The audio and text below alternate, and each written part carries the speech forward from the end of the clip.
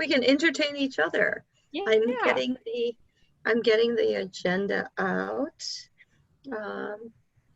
And can't hear you, Eric. Hey, Lashana, how are you? Good. Just coming off of another meeting, so. So give yourself a moment to stretch. Yeah, I was just like. Right. I think that's the exercise that that people talked about too. It's because you're on Zoom, you're like this, so stretching out this way. So we will have you all. Hi, Lindsay. How are you? All right. I'm letting people in. Bear with me. And I'm going to have Eric and Tiffany think of a popcorn question. I've got it. I've got one. Oh, she looks excited. Oh, okay. I'm not sure where she is on the screen, but she's got one. So Eric, are you good on this agenda thing? How are you feeling about this? Yeah, I'll help on the agenda. I think Tiffany and Dia were going to kind of kick things off with content for today. So I'm in behind the scenes and hopefully helping with taking notes and stuff. Excellent. Okay, so I'm going to drop a link to this into the chat. Make sure that there's nobody in the waiting room. And then I'm going to turn it over to Tiffany to ask the check-in question. Yeah. So, well, hello, friends. Yes. So I'm very excited about this question. I would like to know, please, if you would share your earliest happy memory. Gotta think way back. I can go if you want. Yeah, Lashana, what's your earliest happy memory? This may sound a little unbelievable, but I have verified this by my mom. So the earliest happy memory I remember having is that I was sitting on the floor and there was this like red colorful ball that like a little beach ball or dodgeball or whatever. And I wanted it. So I got up and I walked over and I got it. And I asked my mom about this. I said, I was really young when this happened. She was like, yeah, you were like 2 or 3. And all I remember is that I really, really wanted it.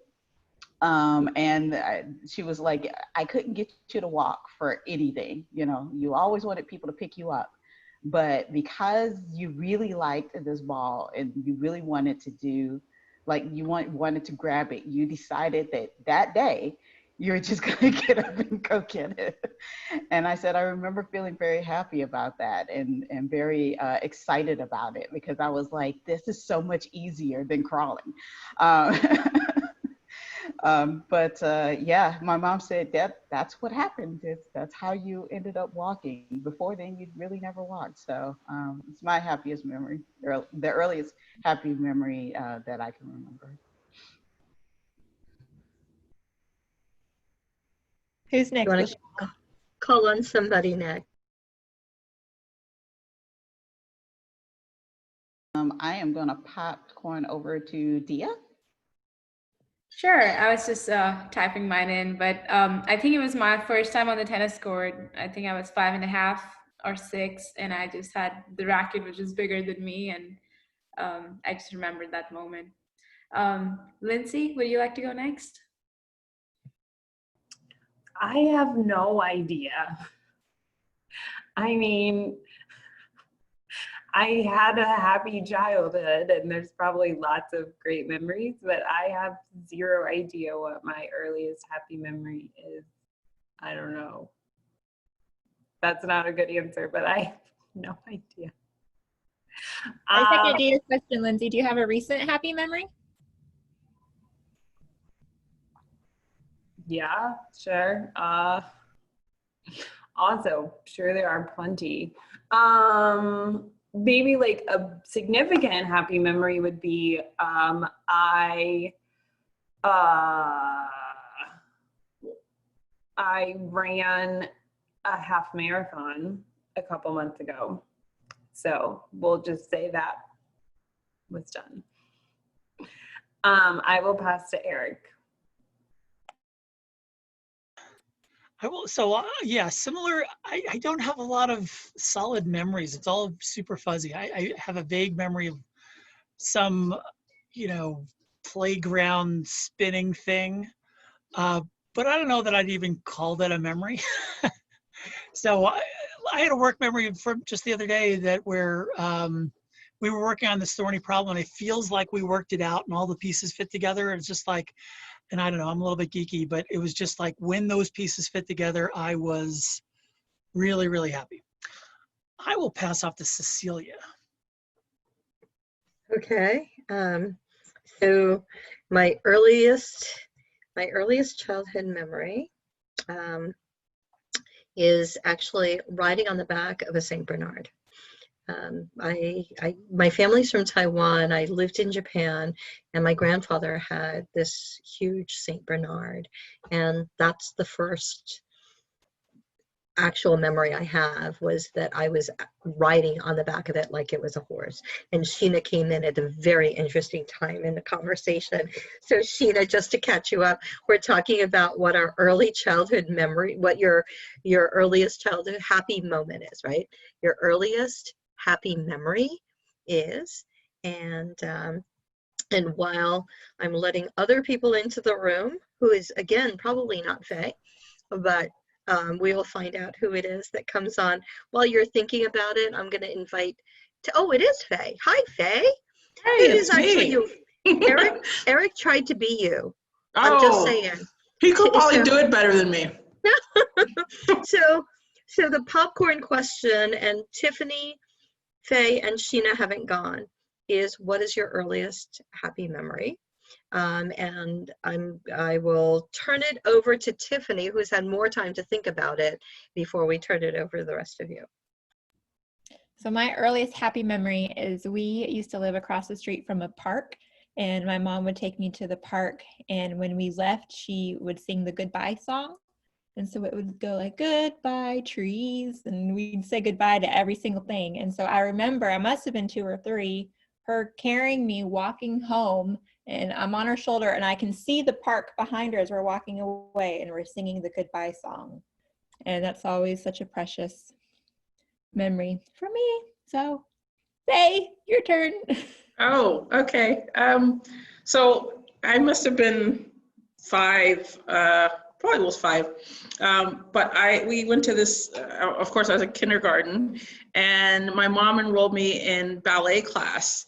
So I would get to leave kindergarten early once a week to go to ballet class. And it just for some reason, it made me feel so special and different, because she'd come and get me, we'd leave class, she'd have my beautiful box ballet bag with my ballet slippers in the bottom. We'd go in the bathroom, we put on my leotard and my tights, and then she would shuffle me off in the car, and I just, coming out of the bathroom in my little get up, I just was the happiest thing for me. So I don't know why, but it just felt like that I was different and I was special. So it was kind of cool. That's Love me. that. Yeah. I guess Sheena? So just pulling what comes to mind quickly, I grew up in Clearwater Beach outside of Tampa, and there we were fortunate enough to live on the Intercoastal. So I grew up with manatees in my backyard and dolphin. And so being able to just, wander out there with my family and get to see things that people, wait a lifetime sometimes to see. And of course, I took all of it for granted until I found myself at the University of Missouri in Columbia, Missouri, my freshman year. And I was like, wait, what? And they took me to the Ozarks. I was like, it's lovely, but not the same. So I think manatees and dolphins just being normal and part of my everyday life is probably one of my favorite early memories. Excellent. No, I think everybody has shared, and all the memories are now captured for all of us. And so thank you all for joining the call. Inclusive Field is it's all about diversity and inclusion, and thinking about perspectives that we may not all experience all the time. And for those of you who may not know, Monday was the Rural Rise Summit, and I know Tiffany, did you go to that as well? No. So Dia has an update about that whole experience, and rural is something that we may not think about if you don't live in a rural environment, and Tiffany and Dia are really deep in the throes of that, and have shared some really interesting perspectives. So I'm going to turn it over to them to talk about what rural entrepreneurship looks like and ecosystem building. Sure. Tiffany, do you want me to kick it off with some highlights from the summit that I jotted down? Okay. That'd be great. My internet keeps saying it's unstable, so if I stop or something, just like text me and be like, message me and say that you can't hear me. But it was a very impactful summit. I mean, I know we all are kind of getting zoomed out, being on Zoom all day, but we had some really great panels, and I just took some notes of some of the key highlights. And one of the things that kept coming up and up is that how important storytelling is when it comes to rural communities, because sometimes, you know, our small businesses or entrepreneurs don't feel like they're a part of this larger whether you want to call it ecosystem, or sometimes they even hesitate to call themselves like entrepreneurs. They're like, oh, I just have a business, I'm not an entrepreneur. So the importance of telling their story and reminding them that they're important is like was something that we kept talking about, and had some examples as well. Another thing was that how different success can look like in a rural community. You know, as ecosystem builders, we wear so many hats, so many different hats, trying to connect different people. But sometimes in rural communities, you have to kind of even go above and beyond that. You know, you might be thinking about things like childcare, or and I know like some things like the PPP loan was beneficial to a lot of people, but like one example was Vanessa Ronhorst. Eric, you might know her. She spoke on a panel, and she's from Santa Fe, New Mexico, and she founded the Native Women League. And they kind of saw the gap between like the IEDL and the PPP loan, which came out for the COVID response, was good, but it was not applicable to a lot of people, especially indigenous women-owned businesses. So they went on to kind of do their own thing, and within 3 weeks kind of dispersed around $150,000 to 36 businesses. So I thought that story was really impactful, because sometimes in rural communities, we just have to think out of the box and do things that are not so traditional. Another good example was Toni Walker. She is from Pine Bluff, Arkansas. Tiffany, you may have heard about her. And she started kind of childcare for those who are going back to work, but their kids' school hasn't opened. So I thought those were two really good examples. And those are all positive things. Of course, the topic of broadband kept coming up, and how much of a paradox it is, because, you know, we are living in this technology world and zooming away and talking about inclusion, but what about the people who don't even have access to internet to be on it? And there were some great observations on that. And finally, I'll add this link, but there's a campaign called My Kind of Livable by the LOR Foundation. And they had some really good insights on capturing people from around the nation on what their kind of livable was. And it was very, not surprising, but I was happy to see that inclusion and being welcome into a new community or a smaller town was something that was really on top of a lot of people's mind, especially with, and I've noticed this in Ada, Oklahoma, that's where I am at. And a lot of workforce and a lot of people are actually wanting to move to rural areas now because of they're trying to go away from the densely populated places. But that's a great thing. But at the same time, like, rural communities have to be ready for that, because even if they're not expecting a metropolitan lifestyle, there are some things that they are expecting as they move into these communities. So those were some of the things I noticed. I know they've recorded a lot of the panels and stuff. I don't know if it's free for access, but they were definitely very beneficial. Was there any questions I can answer before we jump into the next part? Hi, sorry, I was finishing my lunch, but when the who was it you said, Vanessa, when she said there were just certain parts of the PPP that didn't make sense for Indigenous women, did she share specifically like where the gap was or why it was not a good fit for them? Yeah, I think she mentioned one was they just had some kind of geographic boundaries where they couldn't get access to the banks. And the second was these had to be like SBA approved banks who could roll these out, and like having those relationships was very important. And it just seemed like there was a gap in that.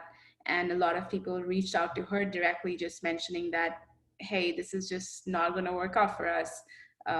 And that's when she came together with partners in the community to launch it. I don't know, Eric, if you have more insight on that, but that's kind of what I heard from the panel.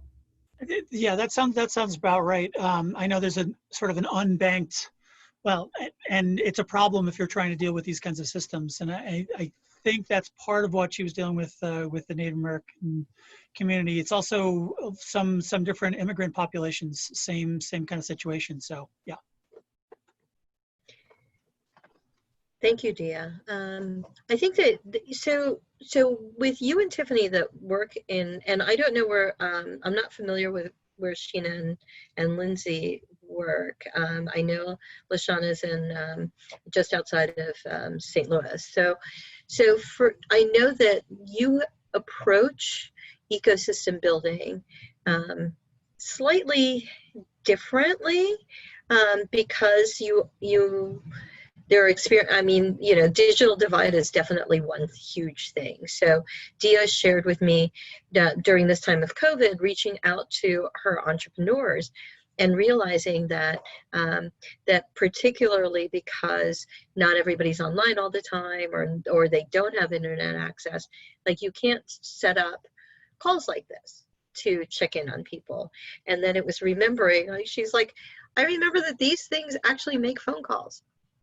And such, and things like that. So I'm really curious to hear how you approach some of this work just a little bit differently. I can talk from my area. I work in the middle of Arkansas, and I have an 11 county service area. They're all rural. So which is under 30,000 residents. Most of the communities have about 10,000 or so. And, if you've been, I think it's Tina Metzer that says this, but if you've gone to one rural community, you've gone to one rural community. They're just all so different with their different challenges. But one of the communities that honestly, my heart breaks for them because I don't know how to help them, but they are in it's like a vacation town. There's a big lake there, and a lot of people move there to retire, and so they have an aging population. And so one thing that they struggle with is how do we attract customers and increase sales during the off season, but also their workforce and their entrepreneurs are older, and they don't want to work, or they can't work anymore. And so this idea of how can we help them with succession planning as opposed to new starts necessarily is a big issue, because it's difficult to attract like younger people to go there. And we're seeing the impact of that now. They lost their school district, and so the closest place for any kids that live in the community bus ride to the next town. And so when you're trying to encourage, I'm going to the community saying, I'm an ecosystem builder. I am here to help strengthen the community through entrepreneurship and connect, people to resources that they need to be successful. And they're like, well, that's great, but we don't have people here. How can you help me get people here? And so in a rural community, I have, and granted, my experience is only in rural communities. So those who work in a more densely populated area, you might have a similar type of experience, but it seems that everything is so intertwined when we're trying to help entrepreneurs, because it's not just how can we help you start a business. I mean, Dia hit it on the head. It's even saying like entrepreneur or saying the term ecosystem. It's very sort of isolating, and they don't know what that means necessarily and how that pertains to them, that they don't have access to these types of resources, as Dia just touched on with broadband, and that causes gaps just in like knowing where to go to find resources at all. And then for me as a builder, it's knowing how to find them, because not all of their businesses, I can't just Google. It's literally like drive there and see what's on the main street. And so I was trying to think of sort of what can we do to help our rural entrepreneurs, or some strategies, I guess, that we have found that is successful is really leveraging existing social organizations. And so a recent example during COVID, we have Main Street. We're a Main Street community, and Main Street typically provides grants for like exterior building repair. Like if you have a broken window, they'll give you $500 to repair that. They granted a barber shop a couple $100 for one of those poles, those spinny poles. So during this grant cycle, instead of providing funds to the business owners to fix their buildings, they use those funds to buy food from restaurants, and then they gave that food to the healthcare workers. And so, we heard from numerous restaurant owners in our downtown, this was in my community, in our downtown, that if it wasn't for the Main Street organization buying the food from them, they wouldn't have been able to stay open. And it's so critical because also, as Dia shared, there's such a gap in access to loans. And there aren't those relationships built necessarily, because until, that's why we call it an emergency, I guess, until you need it, there just hasn't been a reason to reach out.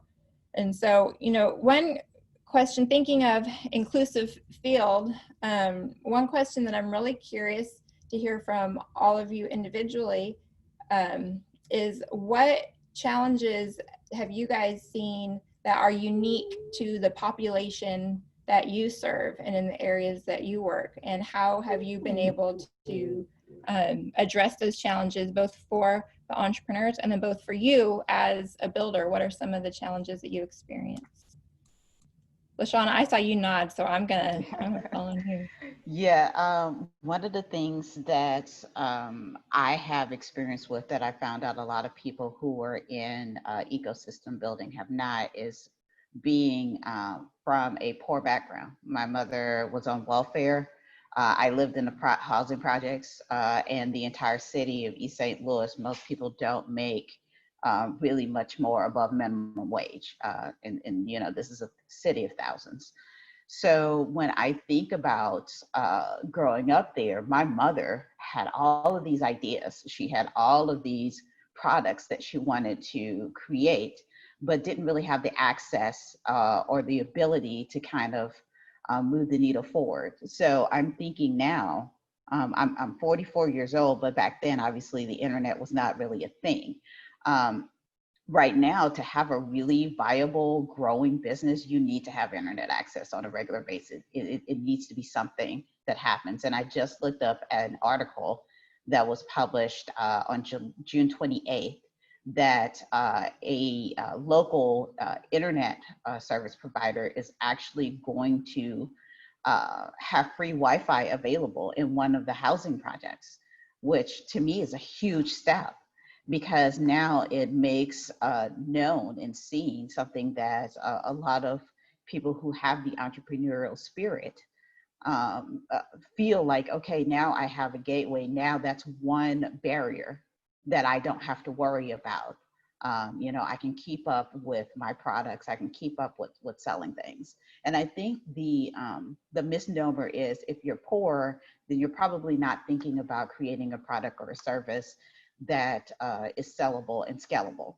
And that is completely wrong. That's 100% wrong. But me growing up in that environment, I know that for sure. So I'm thinking that that also extends right to people who are in rural regions. They possibly have those same frames of mind, like, yeah, I have a business and yeah, I do this.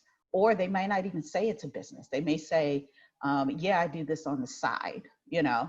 And it's just like it's a product or a service that you're offering and people are buying it. You know, why aren't you taking this to the next level? And it's because there's this perception that to be an entrepreneur, you have to have this financial base that they don't have readily available access to. And a lot of what I've also seen when we're talking about PPP and EIDL is that especially Black women are not applying for these loans. Black women that I know would most likely get them. And maybe it might be an issue of finding the right bank or whatever to push them through, which I'm working on getting local banks now that will, you know, kind of deal with all of the information that's needed to submit the loans. And I ended up even getting one for my own business. And encourage them and say, look, you know, one, where can you get a 1% interest rate loan for this much, you know, in this type of economy? And two, why not use that to kind of help boost your sales? Why not use it to have a more digital footprint? You know, there's a lot of website things that you can do now where it's pretty much e-commerce site already packaged for you. You just need to put up some pictures, which you can take with your cell phone. But it's that barrier. It's the barrier of feeling like what they have fits that model, as opposed to feeling like they can do it. It's like they're doing it, but they don't. As many people are saying in this chat, they don't feel like what they have is like an exact replica of what their mind says an entrepreneur or a business looks like. So that's kind of one big hurdle, but the other one is the barriers. So I'm excited to see the first little glimpses of saying, you know, having Wi-Fi and internet access is a right as opposed to a privilege now, and seeing that start to implement within the St. Louis region. I'm hoping that it does get out to rural regions as well as a right as opposed to a privilege. I was going to add, I was just on a call today and we were talking about how to have access, and similar to like beyond just the internet access, but when organizations in this virtual time are considering what platforms to use, considering platforms that are mobile friendly. So granted, if you don't have unlimited data, you know, it depends on how much data someone would be willing to use up, but at least most people have a smartphone these days, even if they don't have a laptop or a computer or Wi-Fi. So if there's a platform that is mobile friendly, then people can access content from their phone, even if they're not able to access it from a tablet or a desktop, or, you know, so that was one really good suggestion. And then I forget who told me this, but as all the schools are trying to figure out how to get children data access, since they're trying to do virtual learning, I think there was one school, I forget exactly how it worked out, but basically like the park, I think they had like a bus or something that was like, they created a hotspot and the bus sat at the park for a certain number of hours a day. And then people were able to go to the park and utilize that hotspot. So creating more public, or creating Wi-Fi in more public spaces instead of being specific to independent homes would be really beneficial for areas. So maybe it's not realistic for each resident to have their own Wi-Fi, but if there's like a community center or a park or someplace like that, or like what Joanna said, like for the neighborhood, then that could be a good option. And then specific to St. Louis, one of the main, really big issues we have is transportation. So considering just St. Louis is a hot mess in a lot of reasons, but you know, you think about Chicago. I mean, Chicago and New York are kind of like the ideal transportation situation. I mean, in Chicago, you can take the CTA from Indiana to Illinois and all around. But in St. Louis, we don't have a very great system to connect people from our northern St. Louis and South St. Louis. And most of the opportunities that happen with events and resources are all in the city. And so it's very difficult for people to get connected if they don't have transportation and the way to get there, or, you know, no one wants to take 3 buses and a train and an Uber, you know, just to get to a resource. So transportation in St. Louis continues to see like the chicken or the egg situation. We don't have enough people using the transportation system, so it's not getting the revenue that it needs to expand further, but people use it because it's not a really good source of transportation and connecting people. So that's a really big issue that we have. I know one of the the people that we've had on our calls, on one of our calls, is in St. Louis, and I think she was on the Goals 7 call, Mel Lambert, who works at the library, and talking about how public libraries become those hotspot locations, and when outside was closed, that the libraries still kept their Wi-Fi on so that people could go in and or be in the parking lot and still be able to access. They had to know to tilt the, you know, the ability for people to access it from the parking lots. But I think stuff like that is huge. And Lashana, you talked about internet, and I know that one of America's New Business Plan concepts, you know, in the 14 point. So those of you who don't know, it's bipartisan initiatives that policymakers, local, state, and federal policymakers can take to help entrepreneurs and small business. One of them was talking about access to some of that training. You know, so it's all well and good if an internet company will provide internet, but if you don't have somebody showing you how to use it, then it makes it tough. I'm curious now, I guess I'm going to assume that the phone number is now Sheena, who's contacted us back. Okay, good. So I'm curious to hear from you, because people assume, I mean, you wrote it in the chat, but people assume that Orlando is all about Mickey, right? Which it is, but that you have rural communities in Orlando. And that's not something, you know, people don't usually put rural and Orlando together in the same sentence. So, sure. The perception you have to overcome as well as all those hurdles. I mean, I think Orlando's biggest problem is perception, period. It is difficult to try to, I mean, everybody has their own issues. We are globally recognized for one thing that represents 20% of our economy, right? And my office is in the Economic Development Agency for the region. And so we consistently are talking to people that think that if you're not in tourism, there is no room for you in the Orlando region, and that just couldn't be farther than the truth. A big part of our industry is in agriculture, and there is quite a bit of our community that has been in the cattle business for many, many years. And that's, you know, what's right outside of Disney in Osceola County is primarily ranches and cattlemen that have been there for decades. So it is an interesting intersection of where we find helping people understand the opportunities that exist for entrepreneurship. And it's I think one thing that's to our favor is that the University of Central Florida is one of the largest university systems in the United States, and people come from all over the world for it. So we get folks that come to our community from all over that have backgrounds that are more rural than others, and we can get in contact with them. We have great relationships with the university system and incubator system.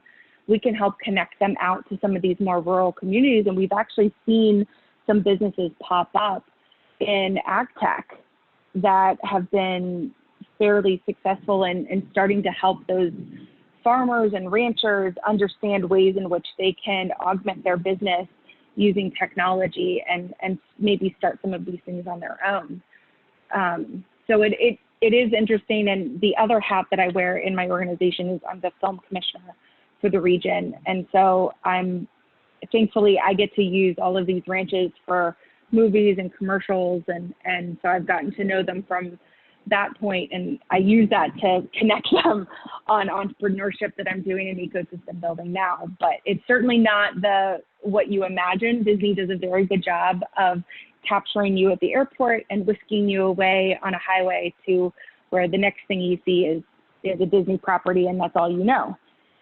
But there's this whole other world, and like I said, it's about 20% of our economy, and that's it. Everything else is diversified. When you guys look for funding opportunities, have you noticed or felt sometimes that, reflecting on what Sheena said about perception, that like coming from a bigger city or being from a bigger city, there's an assumption that there's a lot of funding available, or that maybe there's missed opportunities because of an urban community that you're coming from?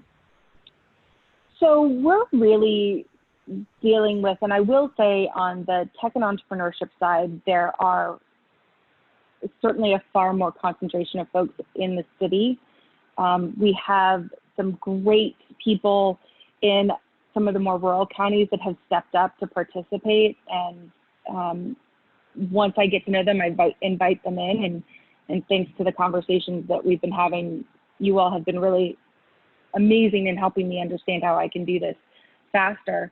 But I think our biggest problem is they assume that the only way to grow their business is through venture capital or angel investment. And so we have started a big effort, we're calling it Tech Connect, to educate our large enterprise businesses across the region on how they can augment their innovation through contracting with small businesses. And that is a big effort to try to shift their mindset that this is something worthy of spending their time on. And it's certainly not been easy to get them there.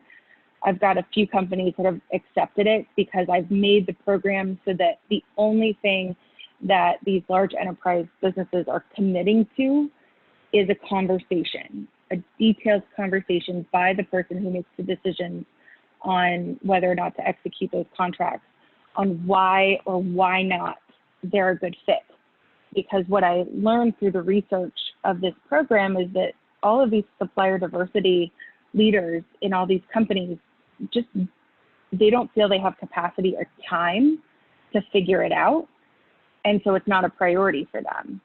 So we're trying to take that onus on ourselves as an organization to make it so they don't have to add a lot of extra time into the process. And we feel if we can get some wins and examples of how this is working, that will be contagious to the point that other large businesses will start to understand that they too can contract with local businesses and they don't have to keep going back to some of the larger tech cities for some of these contracts just because it's easy. But I have to say, it's not in my territory, but Lakeland, in terms of getting access to capital for entrepreneurs, has been one of the most creative communities that I continue to try to learn from. And they're primarily rural in that community. They've come up with some really interesting loans that I'm trying to learn more about how they access them. And Hassan, you live in Detroit, but I from my understanding and from being there, like you have stuff right around you. So it's like you've got this metropolis in the middle that everybody thinks about, but you're not very far from rural communities. Yeah, I mean, it's probably within, I mean, you get 45 minutes outside of Detroit, south towards Toledo, Ohio, and you get into very rural. You head out west past Ann Arbor, and again, that gets rural. So within, I say, 45 minutes to hour and 15 minutes, you can quickly get into rural communities. Yeah, I mean, as Eric stepped away, Eric shared how he grew up in Long Island. I grew up in Queens, which is right by Long Island, and you know, like New Jersey, people think that that's a lot of urban, but the reason it's the Garden State is because there's a lot of farmland out there, and so I think that we forget that even close to big cities, that you can travel half an hour away, and you wouldn't recognize where you were compared to where you were half an hour ago, right? So so it's not as far removed as we think it is, and still large numbers of people don't live in big cities, so so it's real. So so Eric, you've got this Rio Grande corridor that that stems from Santa Fe, where everybody thinks about art and you know, that kind of theme, and then you've got Albuquerque, and then goes all the way to Las Cruces, right? So in between all that is like not a whole heck of a lot, because I've been there. Yes, I will not dispute that. I mean, I think it's, I don't know, it's not the sort of the right way to put it, but it's like the we contain multitudes kind of thing. Like, actually, like Tiffany said at the very beginning, you know, if you've been to one rural community, you've been to one rural community. And so, you know, there's a high-tech spot here and there. There's stuff that's all about, say, startups and entrepreneurship. But I think when, as much as marketing folks might want to sell the hell out of this aspect of what's going on and move those kinds of companies in, I think when we limit ourselves to a single definition of what a place is, I think usually that's just disenfranchising a lot of folks. So, so yeah, I'll just say that there's about three times a year where that drive to Las Cruces is pretty green. You know, we think about the fact that we don't live in a bubble, right? Nothing happens in a vacuum. And so what happens in the community has this ripple effect right around. And so one of the things that I've discovered in diving into this complexity and systems thinking and all of that is that it's tangentially all connected. So it's, if something happens here, then there's a wave, and hopefully it's a positive wave, but sometimes it's not. So how do we catalyze what's positive about, because I've seen some really amazing positive growth in rural communities, right? So I helped facilitate a convening for co-starters in rural Tennessee, and it was a community of 10,000 people, and they partnered with the university and they built out their main street. It was really interesting about their building out of their main street was there would be an empty shop, and the community members would put like that brown paper, the butcher block paper that you put out there, and they wrote, "This is a great place for a coffee shop," right? And just stuck it on the window. And people would walk by there, and then one person finally went, "Oh, that's right, it actually is."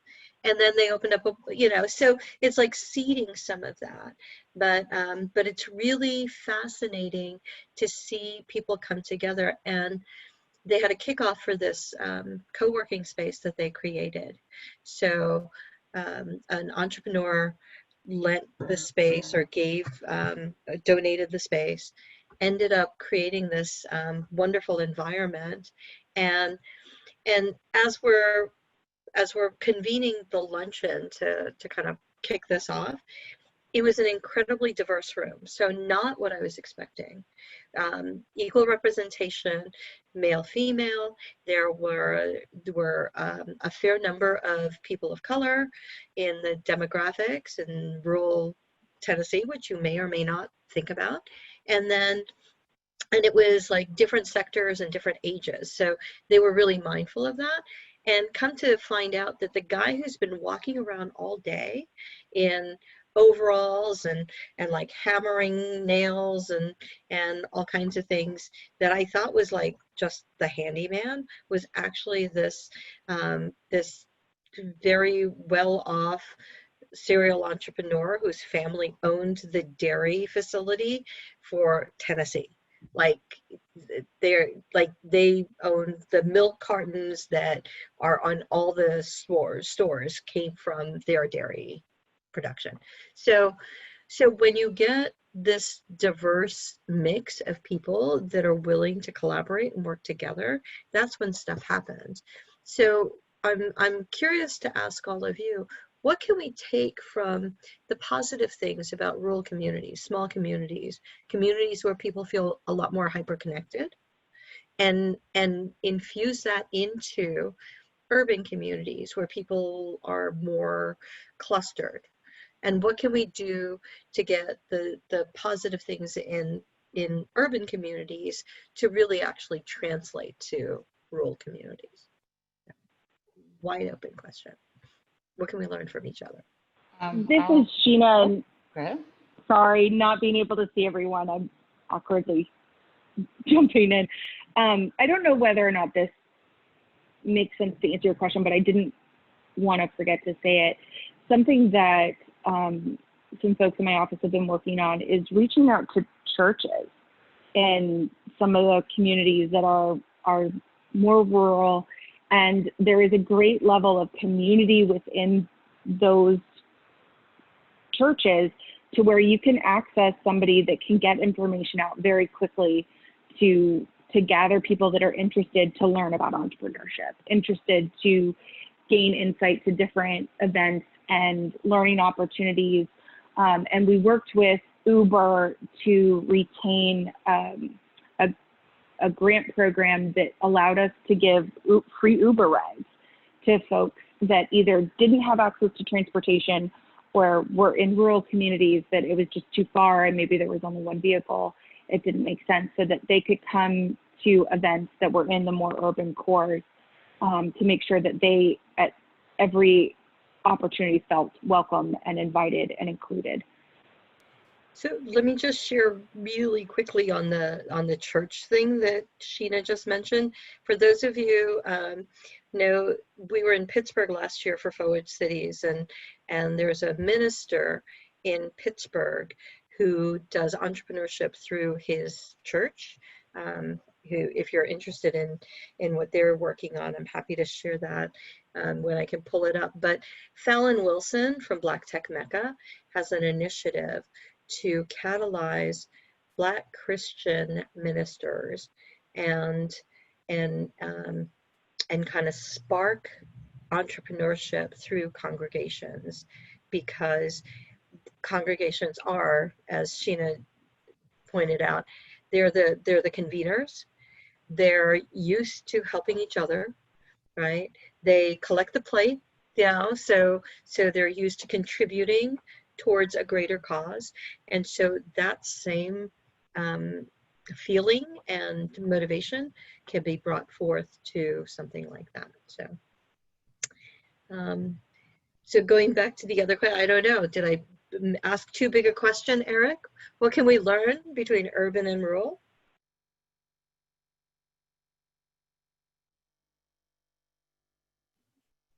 It's a good question, but it's not a quick question. I don't trust my quick answers on that. I mean, yeah. I would say from growing up in the projects, it's really weird because East St. Louis is adjacent to St. Louis on one side, but on another side, if you drive like 10, 15 minutes out, there's corn. So I kind of ended up getting kind of between the two worlds. So there were some people that I knew that grew up in rural areas and some people that grew up in hyper urban areas. And the one commonality I found is that they're really good at knowing their customer base and knowing their clientele and the needs of their community members. With that, I kind of saw that, especially in the urban realm, it was very easy for me to kind of go to like the local watering hole or something like that and kind of getting this idea. So I guess kind of almost the opposite of the church, going to, you know, the local bar, but they still gives you kind of this cross section of individuals that you probably wouldn't normally think of that would have a lot of ideas and kind of insights as to the problems within the community. So sometimes the answers might not be as forthcoming, but I found out within especially the rural environments, if you kind of go into that area, you can kind of hear all of these conversations start to happen about things that are issues in the community and things that they want to have solved and how long something has been going on, and even connections to people within those particular sectors or industries that would be able to kind of help you get a little bit more additional information. That seemed also common within urban areas. So I kind of wanted to put that out there. But I don't think a lot of research is kind of done in that area because we kind of look at bars as, you know, alcoholic areas, and that's where you go to get drunk and not think about things. But I'm like, there's a lot of talking that happens and a lot of napkin writing, back of the envelope kind of ideas that come out of those places. I'm kind of wondering, one question sort of related to Cecilia's question is, so I'm repping Fargo today. I'm interested actually, when I think urban, I think big city. And when I'm wondering about the relative, I don't know, strengths and capabilities that more rural environments have with what I consider more of a small town, where oftentimes I see small towns, small kind of cities really being very well connected. And I mean, Fargo, some places in Iowa, I mean, there's a bunch of those places that really have it going on. And I'm wondering if that might be an easier model to find things that work, you know, work across the divide. I don't know.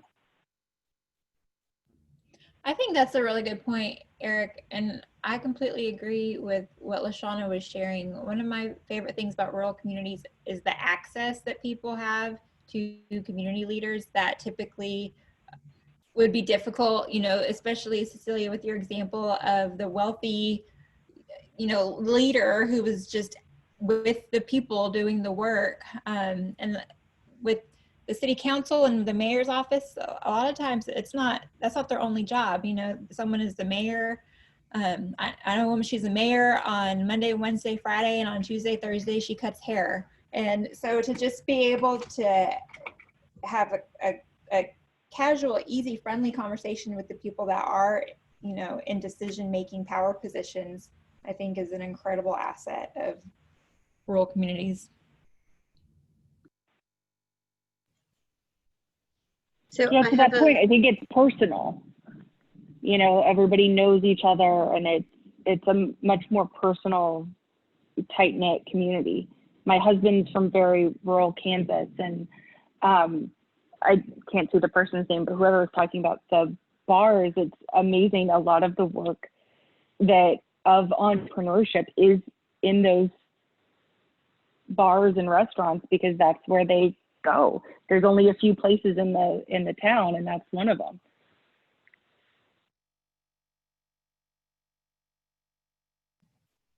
So I'm go ahead, Lindsay. Oh, I was just going to say one thing that keeps popping up in my mind is the community that I think exists, kind of on the same topic of like knowing people. But, you know, although to be an entrepreneur, you really need the support of so many people, yet on the flip side, sometimes it seems like the entrepreneurship community is such a closed network of people. And so that rural community, though, is really more a community where it seems more common where you can reach out to your neighbor, or they'll introduce you to their brother's cousin's husband, sister-in-law, and get you all hooked up. And so if there was more of that in some of the more urban areas, that would be nice, to where people are really like opening their networks and offering resources and supporting each other, instead of sometimes it seems like there's more of a scarcity mindset where it's like there's only this much funding, or there's only like this many resources, and like I'm gonna go ahead and I'm gonna like get mine while I can. So what do you think that is, Lindsay? What is it that makes us less prone in an urban? Is it just the mass of people? Is it that we don't take time to build those relationships, or there's just too many people to think about? Good question. Why? I don't know. Maybe it's because, yeah, maybe because there's so many people. I think it's easier just to be in your own bubble. So if you think about a smaller town where everyone goes to the same school, there's one main grocery store, there's maybe one or two main churches, and it's just like you're interacting with those people more often, that you're connected, versus when you have so many choices, more often than not in a more urban area. You might commute 45 minutes to work, and you only see people at work, and then you only see the people, you can go to 7 different grocery stores and 50 different churches. You're not always around the same people, so it's a lot easier to be single focused. I think you're right. I mean, we talk about, like in Tulsa, we joke around and say it's smallsa, because there is that notion that you can know people, because if you do similar activities, like people that go and frequent this neighborhood for restaurants and such, it's the intersections, it's the collisions, it's the serendipity. So you keep seeing the same people, then it's familiarity, which kind of breaks down some of that wall. So it's a wonderful thing when it happens, and when it happens well. And so it's nice. I think that and then some of the pushback with small communities is like, oh, well, everybody's always in your face and in your business because they don't have anything else to do. And it's like, well, maybe not that they don't have anything else to do, but really maybe you're interesting.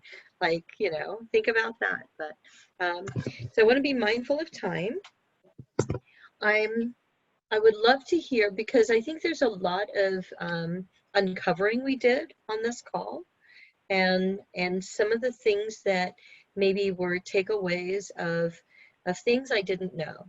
Like, I think I kind of sort of knew that Orlando had some rule, but I didn't think that, I thought, amusement parks and Mickey were like the big part, right? So for me to know that Sheena's involved in 7 communities that have rural areas, and in Orlando is something new to me. So if you will share out something you learned, or something that you never thought about before, and I will just leave it open to somebody choosing themselves and tagging others.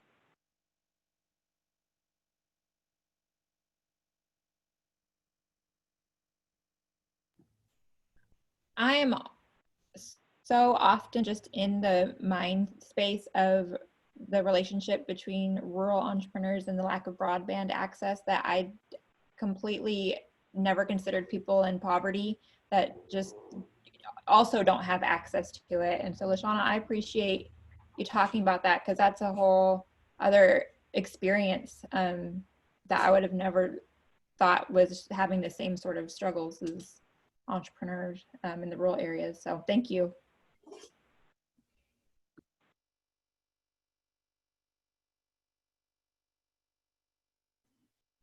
I like the sort of the continued reminder of sort of the intersections of all this, and how,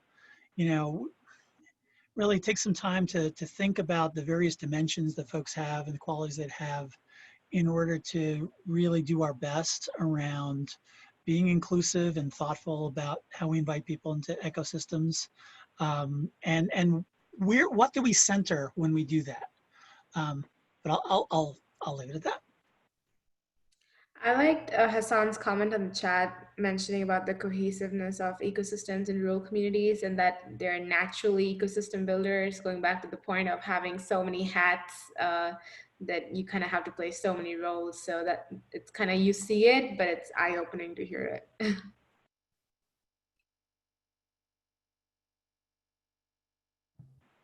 I thought it was interesting how, you know, we started the conversation like rural versus urban, but so many people gave examples of how really most cities are a combination of both. If you just go 20, 30 miles outside of a major city. And so just being more mindful of that when thinking about, when you say community, like how far that is spanning. And then I think it was just Eric who mentioned the intersectionality of all of that. So thinking beyond just, you know, I think a lot of people are talking about diversity these days, are thinking of racial diversity, but what's the diversity of rural versus urban? What's the diversity of, you know, Tiffany mentioned an older population of entrepreneurs, you know, what different challenges are they experiencing for starting a business? And then, so just trying to keep a broader mindset of things to consider and people to consider.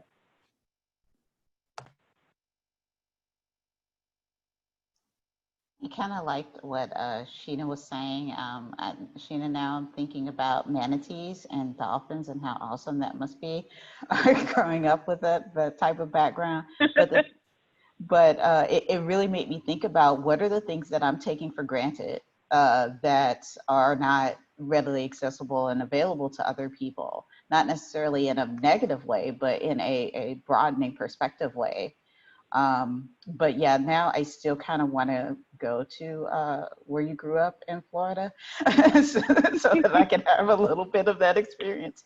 But it's starting to kind of make me examine my upbringing and see, you know, where are some things that I think maybe somebody knows, but they might not. And I maybe need to speak up a little bit more on it.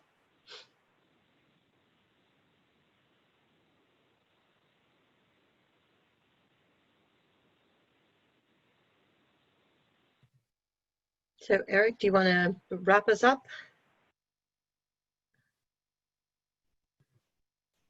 If I can move my cursor to the right place. Yeah, I really appreciate everyone joining us for this conversation here today. Please consider, you know, checking out the notes.